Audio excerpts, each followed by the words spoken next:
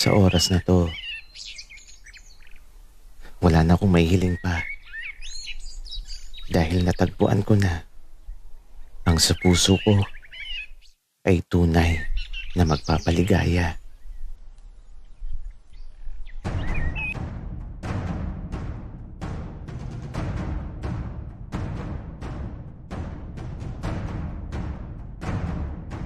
Kaibigan, huwag mong kalimutan mag-subscribe sa aming channel at huwag din kalimutan i-click ang notification bell at subscribe button. Subscribe na!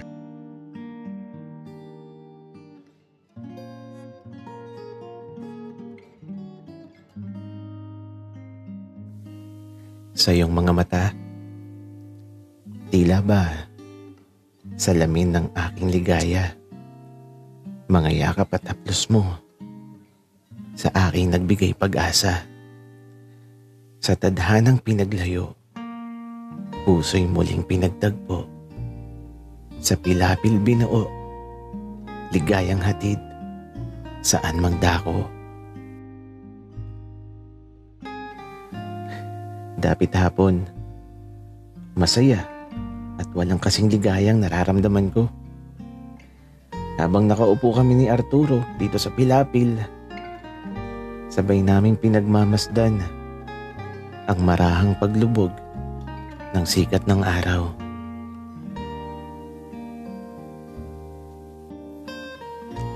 Brandon, alam mo ba, nung wala ka pa, lagi ako nakaupo dito sa pilapil.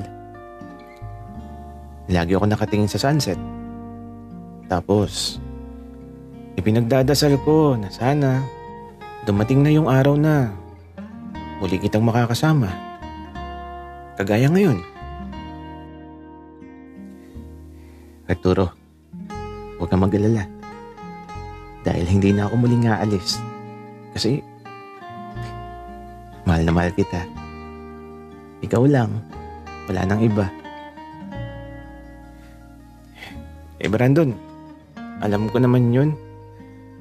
At kahit umabot pa tayo sa takip silim ng mga buhay natin, ikaw lang ang mamahalin ko. Pangako yan. Salamat, Apollo. Pero, alam mo, kahit na mga bata pa tayo, ikaw na talaga yung gusto ko makasama hanggang sa pagtanda ko.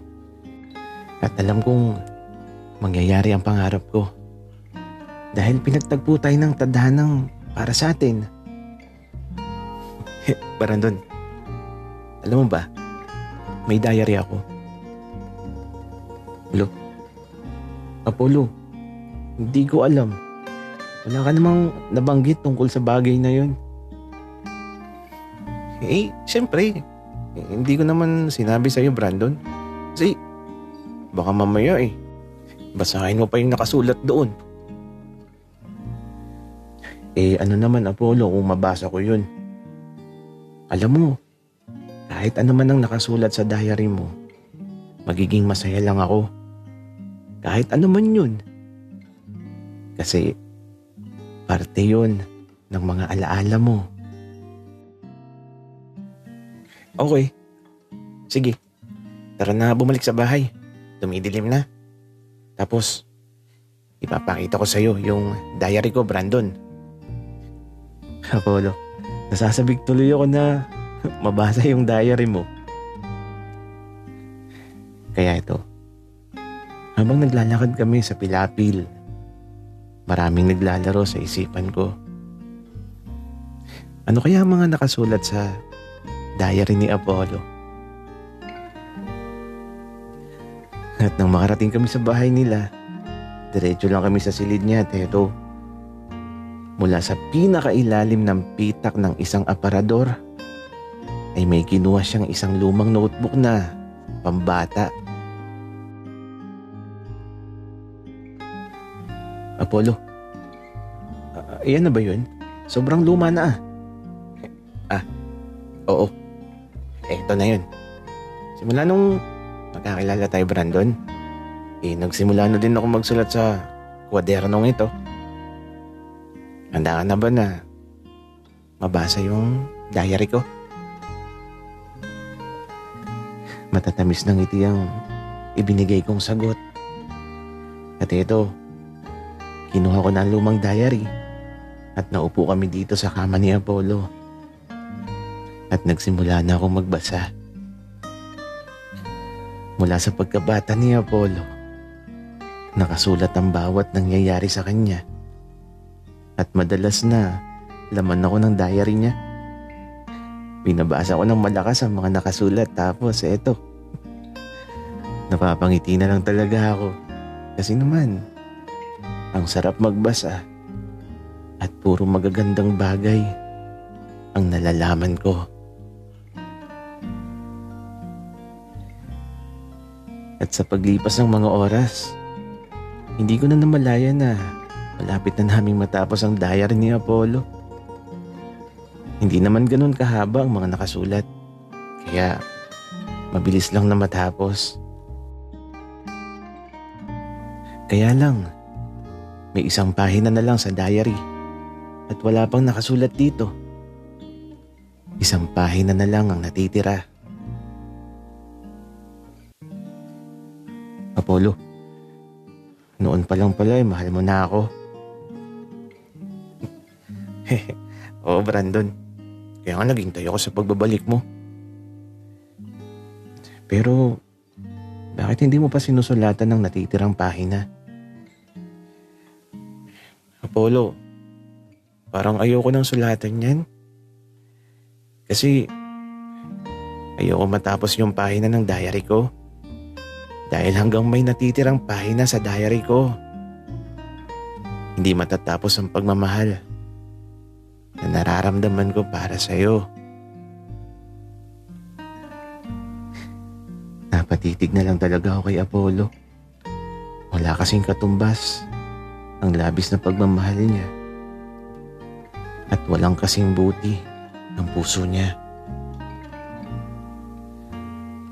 Alam mo ba yung pakiramdam na kapag pinagmamasdan ko ang mga mata niya, hindi ako nakakaramdam ng takot kasi alam kong totoo lahat ng sinasabi niya. Brandon, uy, bakit natulala ka na? Bakit di ka na nagsalita? Apollo, wala na akong masabi. Kasi ikaw na yung tadhana ko at wala na akong kahit anong hihilingin pa.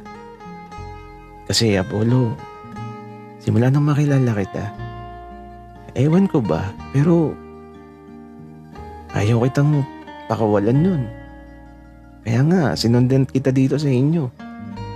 Tapos, napasaya mo ko kaya sabi ko sa sarili ko na kahit anong mangyari, hindi ka pwedeng mawala sa buhay ko.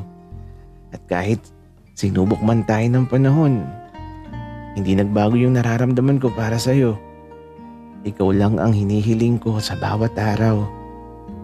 At ngayong wala nang makakapigil sa atin, lagi kitang pipiliin sa bawat araw na dadaan kahit sa kabilang buhay man, Apollo.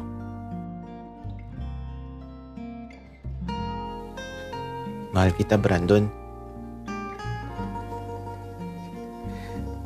Apollo, mahal din kita. Pinakamamahal ko sa lahat. Sa bituing tanaw ng aking mga mata, puso mong kumikinang, sa akin ay nagpaligaya. Sa bisig mong yumakap sa pusong kinilala, sa iyong kamay pala, kakapit ng may saya.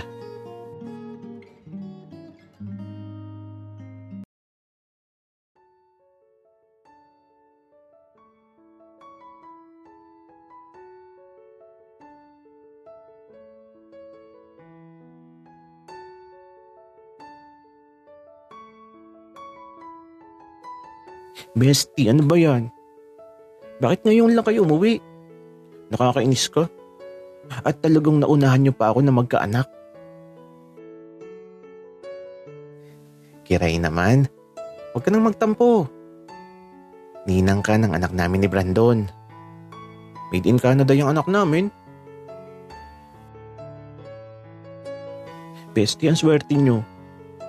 Ang gagwapo ng mga anak nyo. Kaya lang, bakit tig-isa lang? Dapat dinagdagan nyo na. Kiray, sa susunod na alis namin magdadagdag kami. At saka may pasalubong kami sa'yo. Bestie, ayoko ng chocolate. Baka tumaba ako. Oh, Kiray, andito ka na pala. Teka, may tatawagin lang ako. Wika ni Brandon. Bestie, sinong tatawagin nun?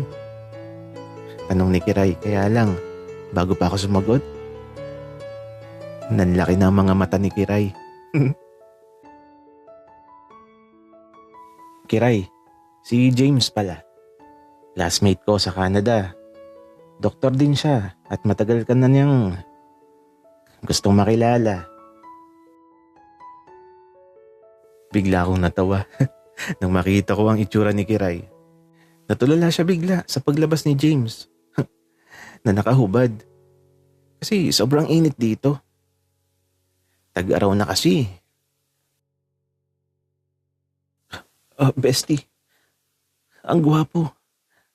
Handa na akong magpawasak. Handa na akong iaalay ang perlas ng silangan. Kiray, kalma. Nakakaintindi ng Tagalog yan. Pilipinong nanay niya. Sorry James. Joke lang yun. Ikaw pala si Kiray. Tama si Apollo at Brandon. Maganda ka. Ganyan yung mga gusto ko. Yung wala akong kahati sa kagandahan mo. Pero ang pinakaayaw ko ay yung kapag may sinabi ka, ay di mo tutuparin. Hello? Grabe ka naman, James. Okay, sige. Madali naman akong kausap. Tara na, ipapakilala na kita sa tatay ko. At aba, hinila na ni Kiray si James. Finally, magiging masaya na si Kiray. At kami naman ni Brandon, may anak na kami, tig-isa. At mahal na mahal namin sila. Parehong lalaki ang anak namin. At aalagaan namin sila ng mabuti. Ayun nga sila sa pilapil. Naghahabulan.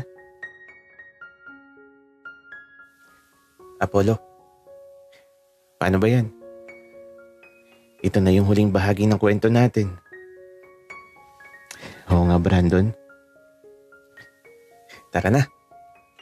Magpaalam na tayo. Mahirap pa magpaalam. Pero maraming salamat sa mga nakinig sa kwento namin ni Brandon. Maraming salamat po sa inyo.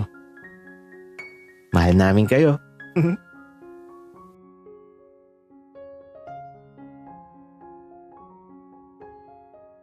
Mga Bebe Loves, sana'y nagustuhan niyong muli ang isang kwentong ibinahagi ko. Magpakape naman kayo. Pasenda lang sa GCash. Salamat po.